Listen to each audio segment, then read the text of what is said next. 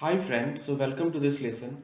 So today we are going to discuss our HRM elective. दोस्तों HRM elective का unit 8 आज हम लोग डिस्कस करेंगे जो कि बेस्ड है communication theory. So friends, communication theory ये हमारा मॉड्यूल बी का थर्ड टॉपिक है and this is very important with regard to HRM. आइए जरा देखते हैं कि किन किन टॉपिक को हम लोग पढ़ने वाले हैं इस पार्टिकुलर यूनिट में. So first of all we will study कि introduction, that is what is communication, communication का क्या इंपॉर्टेंस है. We will study this. The second thing that we will study in today's session is organizational communication. यानी किसी संस्था में communication किस तरह के होते हैं, कैसे होते हैं. We will discuss each and every aspect of organizational communication. Third, we will study the type of communication. What are the different types of communication that we have. Fourth, we will study the barrier to effective communication. Now, suppose we have an effective communication. What are the barriers?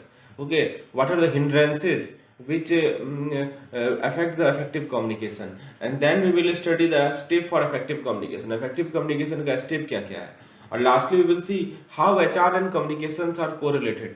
So these are the topic that we are going to discuss. Beginning this lesson, let me introduce you to our CIB 2023 program. So if you are interested to join in paid course in which you get each and every possible guidance starting from covering all the 5 subjects, that is ABM, BFM, BRBL, ABFM and elective paper HRM. You will get unit wise theory videos, you will get unit wise theory PDF, and you will get unit wise MCQs. They will be almost 50 plus MCQs per unit, and that will help you to analyze, to have a command over the subjects. So if you want further, we will have a telegram quizzes. So if you want any of this plan, so we have plans available for you.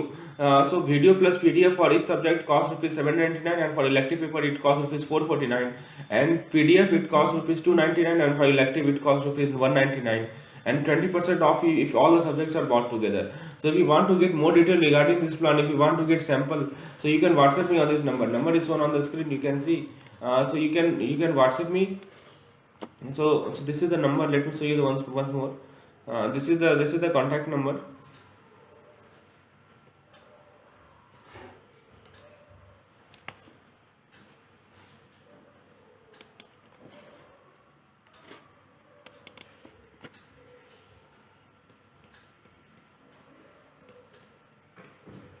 Okay, so now let's continue our today's session. So friends, today in today's session, let's begin with introduction. सबसे पहले दोस्तों हम लोग introduction से शुरुआत करते हैं और समझते हैं कि इसका हिस्टोरिकल पर्सपेक्टिव कैसा रहा है हमारे कम्युनिकेशन का. देखिए दोस्तों, 1950s में ऑर्गेनाइजेशन कम्युनिकेशन को माना जाता था एक डिसिप्लिन, एक ऐसा डिसिप्लिन जिसमें बहुत सारे कुछ प्रोफेसर होते थे हर एक स्पीच डिपार्टमेंट में, जिनका इंटरेस्ट होता था स्पीकिंग में और बिजनेस सेटिंग के बारे में लिखने में. ठीक है, ये 1950s की हम बात कर रहे हैं. कुछ प्रोफेसर होते थे जो कि स्पीच डिपार्टमेंट के पार्ट होते थे और इनका इंटरेस्ट होता था स्पीकिंग में और राइटिंग इन बिजनेस सेटिंग. तो बहुत सारे सेमिनार पब्लिकेशन जो है इसने स्कोप को बढ़ाया और इस चीज़ को समझा कि कम्युनिकेशन का क्या इंपॉर्टेंस है ऑर्गेनाइजिंग प्रोसेस में. इसीलिए एक नया टर्म यूज हुआ, ऑर्गेनाइजेशनल कम्युनिकेशन. तो दोस्तों 1950s में क्या हुआ कि 1950s में ऑर्गेनाइजेशनल कम्युनिकेशन का फोकस था role of communication in improving organisational life and organisational output. यानी कम्युनिकेशन का क्या रोल है कि वो ऑर्गेनाइजेशनल लाइफ को इम्प्रूव करे और ऑर्गेनाइजेशनल आउटपुट को इम्प्रूव करे. ठीक है, ये 1915 की बात हो रही है. फिर 1980s में क्या हुआ दोस्तों, 1980s में ये जो फील्ड था, ये जो ऑर्गेनाइजेशन कम्युनिकेशन का जो फील्ड था दोस्तों, ये बिजनेस ओरिएंटेड अप्रोच से कम्युनिकेशन अप्रोच में आ गया. तो earlier it was business oriented approach and now it becomes communication approach. तो 1980s में ये जो फील्ड था, it turn away from the business communication approach to communication and become concern more with the constitutive role of communicating in organisation. यानी किसी भी organisation में communication का क्या रोल है. ठीक है, it focus more on that. फिर 1990s में क्या हुआ कि ऑर्गेनाइजेशनल कम्युनिकेशन स्कॉलर्स जो हैं वो कम्युनिकेशंस पॉसिबिलिटीज टू ऑपरेट और लिबरेट ऑर्गेनाइजेशनल मेंबर्स, यानी जो ऑर्गेनाइजेशन के जो मेंबर्स हैं उनको किस प्रकार से लिबरेट किया जाए. ठीक है, इस पे ज़्यादा फोकस करने लगे हमारे जो स्कॉलर्स थे. ऑर्गेनाइजेशनल कम्युनिकेशन के जो स्कॉलर थे, they focused more on communication possibilities, communication की क्या संभावनाएं हैं कि आप जो है ऑर्गेनाइजेशन मेंबर को लिबरेट कर सकें, ऑपरेट कर सकें. So this is what they focused on. So this was all about our history. 1950s में उनका फोकस था और कम्युनिकेशन का रोल, कैसे कम्युनिकेशन को हेल्प कर सके हम ऑर्गेनाइजेशन की लाइफ को इम्प्रूव करने में, ऑर्गेनाइजेशन आउटपुट को इम्प्रूव करने में। 1980s में बिजनेस ओरिएंटेड से वो कम्युनिकेशन ओरिएंटेड हो गए, ठीक है। और 1990s में फिर वो देखने लगे कि कैसे हम अपने मेंबर्स को लिबरेट कर सकें, ऑपरेट कर सकें, ठीक है, that is communication possibilities. So this was all about our historical perspective. अब दोस्तों बात करते हैं ऑर्गेनाइजेशनल कम्युनिकेशन की। तो दोस्तों कुछ इंपॉर्टेंट एजम्पशंस हैं, ठीक है। हमारा जो अर्ली यानी पहले का जो ऑर्गेनाइजेशनल कम्युनिकेशन रिसर्च हुआ था उसमें कुछ एजम्पशन लिए गए थे। क्या क्या एजम्पशन लिए गए थे ये समझना बहुत जरूरी है, ठीक है। तो पहला एजम्पशन लिया गया था दोस्तों कि ह्यूमन जो है वो रैशनली एक्ट करता है, ठीक है। तो वो रैशनल वे में बिहेव करता है। They generally have access to all of the information needed to make a rational decision, यानी ह्यूमन के पास, हाँ, मानव के पास सारे के सारे इंफॉर्मेशन होते हैं, जानकारियां होती हैं जिससे वो रैशनल डिसीजन ले सके। और वो क्या करेगा, रैशनल डिसीजन लेगा। मैं बात कर रहा हूँ ह्यूमन, एक इन जनरल बात कर रहा हूँ दोस्तों। वो तब तक रैशनल डिसीजन लेगा जब तक कम्युनिकेशन प्रोसेस में कोई ब्रेकडाउन नहीं हो, ठीक है दोस्तों। तो ध्यान से सुनिए इन बातों को, क्योंकि हम लोग इसके बाद एमसीक्यू डिस्कस करेंगे और उस उन्हीं से एमसीक्यू में जो क्वेश्चन आएंगे वो यहीं से आएंगे। So each and every process should be clear. दूसरा एजम्पशन ये लिया गया कि जो कम्युनिकेशन है वो मैकेनिकल प्रोसेस है। क्या मतलब है मैकेनिकल प्रोसेस का? मैकेनिकल प्रोसेस का मीनिंग ये है दोस्तों कि जो भी इनके पार्ट्स हैं, जो भी कम्युनिकेशन के पार्ट्स हैं, ठीक है। कम्युनिकेशन को मैकेनिकल प्रोसेस क्यों कहा गया है? क्योंकि मैसेज को आप पहले क्या करते हैं, कॉन्ट्रैक्ट करते हैं और इनकोड किया जाता है सेंडर। देखिए एक होता है हमारा सेंडर, तो सेंडर क्या करता है, कोई भी पार्टिकुलर मैसेज को इनकोड करेगा, ठीक है, इनकोड करेगा। तो याद रखिएगा इनकोडिंग का काम सेंडर का होता है, ठीक है। और फिर कोई चैनल होगा, एक चैनल होगा दोस्तों जिसके थ्रू ट्रांसमिशन किया जाएगा इस पार्टिकुलर मैसेज को। और फिर रिसीव कौन करेगा, रिसीवर रिसीव करेगा। तो रिसीवर रिसीव भी करेगा और वो डिकोड भी करेगा, जो मैसेज है उसको डिकोड भी करेगा। तो हमने क्या आपको बेसिक समझाया कि सेंडर जो है मैसेज को इनकोड करेगा, चैनल के थ्रू ट्रांसमिट होगा और फाइनली वो जाएगा रिसीवर के पास जो कि डिकोड करेगा। इसीलिए सेंडर को इनकोडर कहते हैं और रिसीवर को डिकोडर कहते हैं। बेसिक सा इंफॉर्मेशन है, that's why communication has been called mechanical process. अब समझ में आया क्यों मैकेनिकल प्रोसेस होता है। अच्छा, दूसरी बात कि दोस्तों ये जो हमारा प्रोसेस मैंने आपको बताया कि इनकोडिंग और डिकोडिंग का, इसके बीच में दोस्तों कुछ डिस्टॉर्शन भी आएंगी, राइट। इसके बीच में दोस्तों क्या आएंगे, कुछ डिस्टॉर्शन भी आएंगी। डिस्टॉर्शन का मीनिंग क्या होता है कि आपका जो ओरिजिनल मैसेज था और जो आपका रिसीव मैसेज है, इसके बीच का जो डिफरेंस होगा इसे ही हम लोग कहते हैं डिस्टॉर्शन। और डिस्टॉर्शन को आप पहले आइडेंटिफाई करेंगे, फिर उसे रिड्यूस करेंगे या उसे एलिमिनेट करेंगे। तो आपको बेसिक ऑर्गेनाइजेशन क्यों मैकेनिकल प्रोसेस कहा गया ये समझ में आ गया। Sender, receiver, distortion, I think everything is clear. There is a channel also. फिर दोस्तों थर्ड एजम्पशन ये है कि जो हमारी ऑर्गेनाइजेशन है वो मैकेनिकल थिंग है। ऑर्गेनाइजेशन जो है वो क्या है, मैकेनिकल थिंग है, जिसमें क्या होता है दोस्तों, जितने भी पार्ट्स हैं, ठीक है, पार्ट्स में क्या क्या है दोस्तों, पार्ट्स में यानी कि जो एम्प्लॉयज हैं, जो कि जिनको डिफाइंड रोल दिया गया है, जो अपने डिफाइंड रोल पे काम कर रहे हैं, वो इंटरचेंजेबल होते हैं, ठीक है। मतलब हो सकता है कि एक पार्टिकुलर एम्प्लॉय की जगह कल कोई दूसरा एम्प्लॉय आ गया, तो that is why the employ are called interchangeable, ठीक है। अब दोस्तों इसका मतलब क्या हुआ कि एक ऑर्गेनाइजेशन में क्या काम करेगा, एक ऑर्गेनाइजेशन में दोस्तों क्या काम करेगा, वो हो सकता है कि दूसरे सिमिलर ऑर्गेनाइजेशन में काम नहीं करे, ठीक है। What works in an organisation may not work in other similar organisation. क्योंकि दोस्तों ऐसा हो सकता है कि दूसरे ऑर्गेनाइजेशन में इंडिविजुअल डिफरेंट हो, उनका पर्सपेक्टिव डिफरेंट हो, right. So what work in organisation may not work in other organisation, ठीक है। तो लेकिन फिर भी जो आपका इंडिविजुअल डिफरेंस है उसको आप मिनिमाइज कर सकते हैं या एलिमिनेट कर सकते हैं यदि आप केयरफुल मैनेजमेंट टेक्निक को अप्लाई करें। तो ये हमारा 3 एजम्पशन है। एक बार मैं फिर से आपको रिकॉल करा दूं क्या क्या 3 एजम्पशन हमने लिया। कि सबसे पहला एजम्पशन हमने लिया कि जो ह्यूमन बीइंग है उनका वो रैशनल वे में एक्ट करते हैं, वो रैशनल डिसीजन लेते हैं। दूसरा एजम्पशन हमने लिया कि जो ऑर्गेनाइजेशन है वो पूरा का पूरा दोस्तों मैकेनिकल प्रोसेस है। सेंडर होते हैं, रिसीवर होते हैं, इनकोडर होते हैं, डिकोडर होते हैं, और हमारे पास एक प्रॉपर चैनल होता है, उसके साथ साथ हमें डिस्टॉर्शन भी फेस करना होता है। और तीसरा हम लोगों ने एजम्पशन लिया कि ऑर्गेनाइजेशन में मैकेनिकल थिंग होते हैं, दैट मीन्स जो पार्ट्स होते हैं, जो हमारे एम्प्लॉयज हैं, वो उनको डिफाइंड रोल दिया जाता है और वो आपस में क्या होते हैं, इंटरचेंजेबल होते हैं। तो these 3 points we have learned from this particular unit. अब दोस्तों जो रिसर्च हुआ था इस फील्ड में, ऑर्गेनाइजेशन के फील्ड में, ठीक है, तो रिसर्च में ये पाया गया दोस्तों तो रिसर्च में क्या किन बातों पे ध्यान दिया गया कि how to make people understand what I am saying, यानी मैं जो कर रहा हूँ वो कैसे मैं लोगों को समझाऊं, ठीक है, इस पे फोकस किया गया। ये पहले का फोकस था। अब नया क्वेश्चन ये टैकल किया गया कि how does the act of communicating change और even define who I am, यानी कम्युनिकेटिंग जो है कैसे चेंज करता है, कैसे डिफाइन करता है कि हम कौन है। मतलब हम जो आपके साथ वार्तालाप कर रहे हैं तो वो कैसे मुझे डिफाइन करता है या कैसे चेंज करता है कि हु आई एम, पहला सवाल। दूसरा सवाल है कि why do organisation that seems to saying similar thing achieve very different result. अब मान लीजिए कि दो ऑर्गेनाइजेशन है, दोनों सेम चीज कर रही है लेकिन दोनों का रिजल्ट डिफरेंट आ रहा है, आखिर क्यों हो रहा है, तो इस पे रिसर्च किया गया। और तीसरा सवाल, to what extent are my relationship with other affected by our various organisational context, यानी मेरा रिलेशनशिप दूसरे के साथ कैसे अफेक्ट होता है अलग अलग ऑर्गेनाइजेशनल कॉन्टेक्स्ट से। तो these are the very few questions on which research we have done. अब दोस्तों हम लोग डिस्कस करते हैं अपने नेक्स्ट टॉपिक को, जो कि है, तो एक चीज और मैं समझाना चाहूंगा दोस्तों, 1990s में नया थ्योरी आया ऑर्गेनाइजेशन कम्युनिकेशन का, जिसे लर्निंग थ्योरी कहते हैं या सिस्टम थिंकिंग कहते हैं। अब हम लोग बात करते हैं कम्युनिकेशन नेटवर्क की।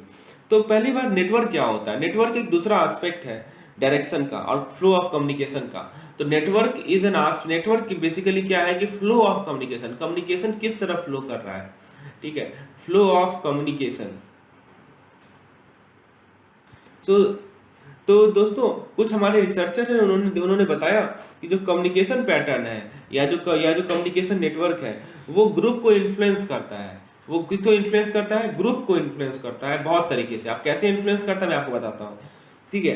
तो देखिए दोस्तों, कम्युनिकेशन का जो नेटवर्क है वो ग्रुप के completion of the assign task on time को अफेक्ट कर सकता है, राइट। मान लीजिए कि एक ग्रुप को आपने एक टास्क दिया, एक संस्था में एक ग्रुप है उसको आपने एक टास्क दिया कि वो सर्टेन टास्क दिया, कुछ भी टास्क दिया, तो ये जानना कि वो सही समय पे उस टास्क को कंप्लीट कर पाएगा या नहीं कर पाएगा, ये कौन डिसाइड करता है? कम्युनिकेशन नेटवर्क डिसाइड करता है। दूसरी बात, कम्युनिकेशन नेटवर्क ये भी डिसाइड करता है कि लीडर कौन होगा ग्रुप में, उसका क्या पोजीशन होगा, ठीक है। उसके बाद ये भी डिसाइड करता है कि they may affect the group member as satisfaction from occupying certain position in the network. अब मान लीजिए नेटवर्क को तो मैंने आपको समझा दिया ना, फ्लो ऑफ कम्युनिकेशन। तो एक पार्टिकुलर नेटवर्क में एक पार्टिकुलर आदमी को, एक पार्टिकुलर मेंबर को एक सर्टेन पोजीशन दिया गया, ठीक है, जैसे मैंने आपको बताया ना कि पोजीशन भी डिसाइड करता है, लेकिन वो कितना सेटिस्फाइड है, कितना संतुष्ट है अपने पोजीशन से, ये भी नेटवर्क डिसाइड करता है, ठीक है दोस्तों। तो ये सभी फाइंडिंग जो है लेबोरेटरी एक्सपेरिमेंट के बेसिस पे हैं, लेकिन इनका इंपॉर्टेंट इंप्लीकेशन है, ठीक है, फॉर्मल ऑर्गेनाइजेशन में। तो आपने देखा कम्युनिकेशन का कितना इंपॉर्टेंट रोल है, कम्युनिकेशन नेटवर्क का कितना इंपॉर्टेंट रोल है। कम्युनिकेशन नेटवर्क बहुत चीजों में हेल्प करता है दोस्तों, ग्रुप को डिसाइड करता है, ग्रुप में लीडर कौन होगा, लीडर का पोजीशन क्या होगा, ठीक है, क्या हम ग्रुप का टाइम, ग्रुप का काम समय से कर पाएंगे या नहीं कर पाएंगे, ये भी डिसाइड करता है कम्युनिकेशन नेटवर्क। और तीसरा चीज ये डिसाइड करता है कि जो मेंबर्स है वो कितना सेटिस्फाइड है अपने काम से। So these are the three things which is decided by communication network, right? Now let us discuss the direction of communication. अब दोस्तों डायरेक्शन ऑफ कम्युनिकेशन की बात करते हैं। तो एक होता है दोस्तों हमारा फॉर्मल कम्युनिकेशन। तो फॉर्मल कम्युनिकेशन खासकर मिलिट्री ऑर्गेनाइजेशन में होता है। कहाँ होता है दोस्तों? मिलिट्री ऑर्गेनाइजेशन में होता है। इसके अंदर क्या होता है दोस्तों? वैसे मैसेज जिसका वन वे डायरेक्शन होता है, ठीक है। तो मैं आपको क्या बता रहा हूँ फॉर्मल कम्युनिकेशन का, तो फॉर्मल कम्युनिकेशन का वन वे डायरेक्शन होता है दोस्तों। इसमें क्या होता है कि जो मिलिट्री ऑर्गेनाइजेशन होते हैं उसमें जो फॉर्मल कम्युनिकेशन होता है दोस्तों वो सुपीरियर से लेकर सबऑर्डिनेट को होता है, ठीक है, और इसका कंटेक्स्ट क्लियर होता है क्योंकि ये ऑरिजिनेट होता है higher level of expertise and experience से। यानी दोस्तों मिलिट्री ऑर्गेनाइजेशन में जो सुपीरियर होते हैं वो अपने सबऑर्डिनेट को कहते हैं कुछ भी टास्क कहते हैं करने को, ठीक है, तो उसका कंटेंट उन्हें क्लियर होता है क्योंकि ये हायर लेवल पे ऑरिजिनेट होता है, उनका एक्सपर्टाइज, उनका एक्सपीरियंस किनका? जो सुपीरियर है, ठीक है, इसीलिए इसे वन वे कम्युनिकेशन कहा जाता है। दूसरा पॉइंट है दोस्तों, दूसरा पॉइंट हमें जो ध्यान रखना है वो है कि ये जो मिलिट्री ऑर्गेनाइजेशन होते हैं ऐसे ऑर्गेनाइजेशन में there is little need for two way exchange. वहां पे टू वे एक्सचेंज की कोई रिक्वायरमेंट नहीं है। क्यों? क्योंकि खासकर ऑर्गेनाइजेशन लेवल पे टू वे एक्सचेंज की रिक्वायरमेंट नहीं है, ठीक है, क्योंकि वो हायर लेवल से इनिशिएट किया जाता है।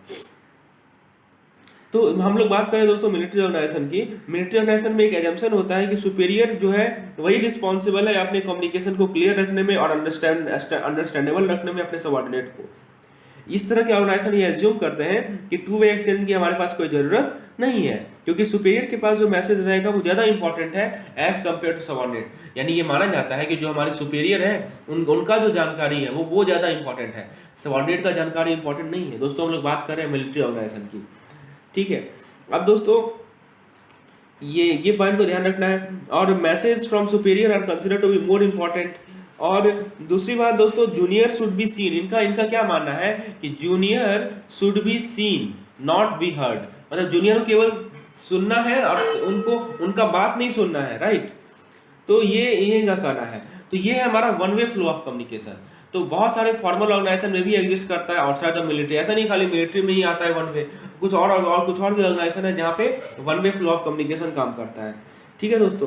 तो यहाँ पे ये जो वन वे कम्युनिकेशन है, ये जो है मैनेजमेंट जब रिकॉग्नाइज करती है कि हमारा जो इन्फॉर्मेशन है वो ऊपर भी जाए नीचे भी जाए, ठीक है। मैनेजमेंट रिकॉग्नाइज करती है इस बात को कि हाँ इन्फॉर्मेशन जो है डाउनवर्ड भी जाए अपवर्ड भी जाए, राइट। तो मैनेजर, लेकिन फिर भी मैनेजर कन्विंस नहीं होते हैं कि जो टू वे कम्युनिकेशन है इसको इनकरेज किया जाए। इसका कुछ कारण मैं आपको समझाता हूँ। जबकि मैनेजर जानते हैं कि two way communication is more effective, still they are not convinced, right. Why they are not convinced? तो आपको मैं समझाता हूँ कुछ कारण है इसके पीछे कि टू वे कम्युनिकेशन जो है, टू वे कम्युनिकेशन मैनेजर क्यों नहीं चाहते हैं। तो सबसे पहला कारण है कि जो सबऑर्डिनेट है, तो फ्रेंड्स सबसे पहला कारण क्या है कि जो सबऑर्डिनेट है वो अपने व्यूज को कितना फ्रीली कम्युनिकेट कर सकते हैं अपने सुपेरियर को, ठीक है। दूसरी बात है, क्या ये पॉसिबल है कि वो जो सबऑर्डिनेट है वो अपने सुपेरियर को सवाल पूछने लगे, राइट। ऐसा भी हो सकता है ना कि आप जो सबऑर्डिनेट है, आप मान लीजिए टू वे कम्युनिकेशन शुरू कर दिए, तो जो हमारे सबऑर्डिनेट है वो जजमेंट करने लगे, जज करने लगे सुपेरियर के व्यूज को। दिस इज ऑल्सो पॉसिबिलिटीज, ठीक है। तो दोस्तों कुछ एक्सपेरिमेंट से ये पाया गया कि ये सभी कंक्लूजन निकले वन वे कम्युनिकेशन और टू वे कम्युनिकेशन के बीच के डिफरेंस का। ये देखा गया कि वन वे कम्युनिकेशन जो है वो फास्टर है देन टू वे कम्युनिकेशन। बिल्कुल सही बात है, one way communication is faster than to way communication. दूसरा चीज क्या है दोस्तों कि टू वे कम्युनिकेशन जो है हमारा मोर एक्यूरेट होता है, right. Two way communication is more accurate as compare to one way communication. तो आपसे यदि पूछा जाए एक्यूरेसी के टर्म में कौन सा कम्युनिकेशन ज्यादा एक्यूरेट है, तो आप क्या बोलेंगे दोस्तों? टू वे कम्युनिकेशन ज्यादा एक्यूरेट है। और कौन सा कम्युनिकेशन मोड ऑफ कम्युनिकेशन ज्यादा फास्ट है, तो आप क्या बोलेंगे? वन वे कम्युनिकेशन ज्यादा फास्ट है, ठीक है। Please remember. तीसरा पॉइंट है कि जो रिसीवर्स होते हैं हमारे, जो कम्युनिकेशन में जो रिसीवर होते हैं वो ज्यादा श्योर होते हैं अपने बारे में, और वो करेक्ट जजमेंट लेते हैं कि क्या सही है क्या गलत है जब वो टू वे सिस्टम में होते हैं। तो दोस्तों आपको समझ में आया कि मैं आपको 3 कंक्लूजन बताया हूँ वन वे और टू वे में डिफरेंस। फास्टर कौन है? वन वे फास्टर है, ठीक है। एक्यूरेट कौन है? टू वे एक्यूरेट है। रिसीवर जो होते हैं वो ज्यादा श्योर होते हैं अपने बारे में और करेक्ट जजमेंट लेते हैं कि क्या सही है क्या गलत है टू वे सिस्टम में। तो टू वे सिस्टम की एडवांटेजेस है कि वो एक्यूरेट होता है, रिसीवर जो है अपने बारे में श्योर रहते हैं, करेक्ट जजमेंट लेते हैं, ठीक है। और वन वे सिस्टम का केवल एक ही एडवांटेज है कि फास्टर है। और एक और मैं आपको समझा दूं कि जो सेंडर है वो साइकोलॉजिकली अटैक फील करते हैं टू वे सिस्टम में, हाँ, क्योंकि जो रिसीवर है वो उनका मिस्टेक बता देगा। मान लीजिए कि टू वे सिस्टम है, हाँ, मान लीजिए कि मैं आपको बता रहा हूँ, तो आपको यदि लगा कि नहीं मैं यहाँ पे गलत बता रहा हूँ, तो आप मुझे कहेंगे कि जो है आपका ये स्टेटमेंट गलत है। तो यहाँ पे मैं साइकोलॉजिकली अंडर अटैक रहता हूँ, राइट। तो this is the demerit of two way system. इसीलिए मैनेजर इनकरेज नहीं करते, मैनेजर कन्विंस नहीं होते हैं कि हम टू वे सिस्टम को इनकरेज करें, क्योंकि दोस्तों दिक्कत इस बात की है कि they feel psychologically under attack in two way system. तो आपको समझ में आ गया कि बेसिकली डिफरेंस क्या है वन वे सिस्टम और टू वे सिस्टम में। Very good. अब हम लोग कुछ इन्फ्रेंस ड्रॉ करते हैं, ठीक है। तो यहाँ पे आपको मैं समझाता हूँ दोस्तों, यदि स्पीड जरूरी है, यदि आपको चाहिए फास्टर मोड ऑफ कम्युनिकेशन, और यदि बिजनेस लाइक एक्सपीरियंस जरूरी है, हाँ, और यदि मैनेजर जो है वो नहीं चाहता कि उसका मिस्टेक को रिकॉग्नाइज करे कोई, और मैनेजर अपने पावर को प्रोटेक्ट करना चाहता है, तो कौन सा कम्युनिकेशन सही है दोस्तों बताइए? तो वन वे कम्युनिकेशन प्रेफरेबल है। Please remember, one way communication कहाँ कहाँ प्रेफरेबल है, मैं आपको फिर से रिपीट कर दूं। सबसे पहले यदि आपको फास्टर मोड ऑफ कम्युनिकेशन चाहिए, यदि बिजनेस लाइक एक्सपीरियंस चाहिए, यदि मैनेजर अपने मिस्टेक को रिकॉग्नाइज नहीं करवाना चाहता है और वो अपने पावर को प्रोटेक्ट करना चाहता है, तो इन सभी केसेस में दोस्तों, इन सभी केसेस में one way communication is more preferable. लेकिन टू वे कम्युनिकेशन कहाँ प्रेफरेबल है दोस्तों?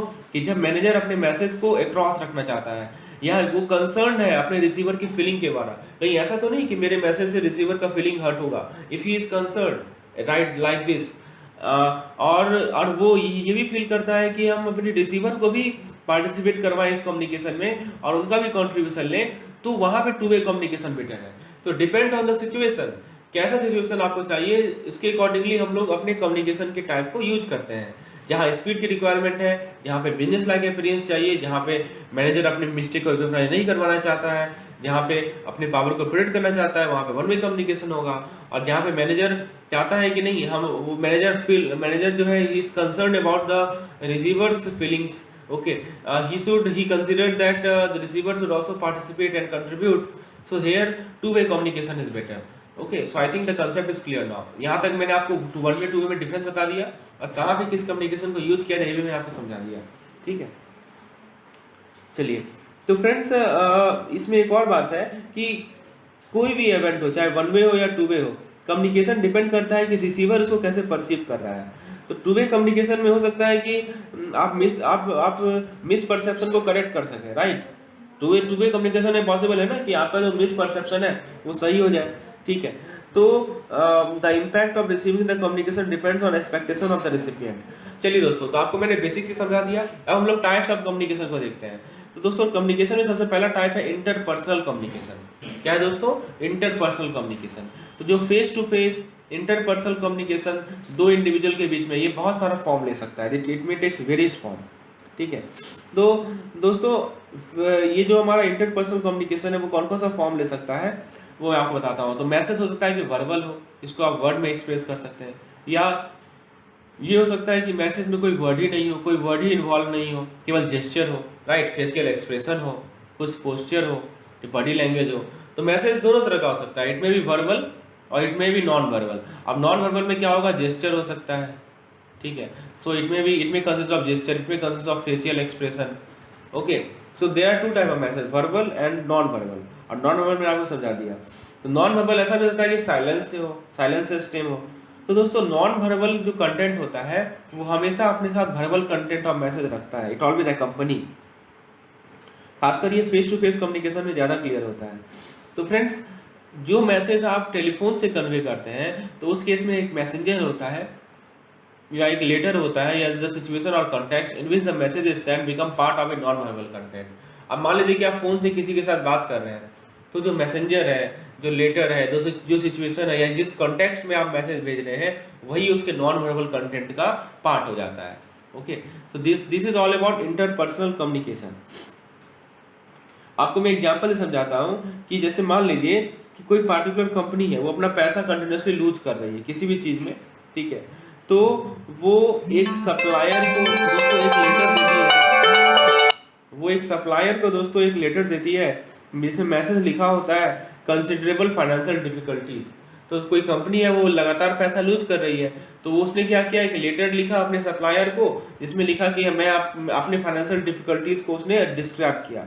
ठीक है, तो ये जो चीज़ है it can mean that company is in deep trouble and some people job could be in danger. तो इसमें देखिए साफ साफ लिखा हुआ है कि हमारा जो ये तो बस ये लिख दिए कि अब ये फाइनेंशियल डिफिकल्टीज फेस कर रही है, लेकिन इसमें कन्वेट क्या है मैसेज? इसमें ये मैसेज कन्वेट है कि कंपनी डीप ट्रबल में है और वो कुछ एम्प्लॉय को लूज भी कर सकती है, राइट।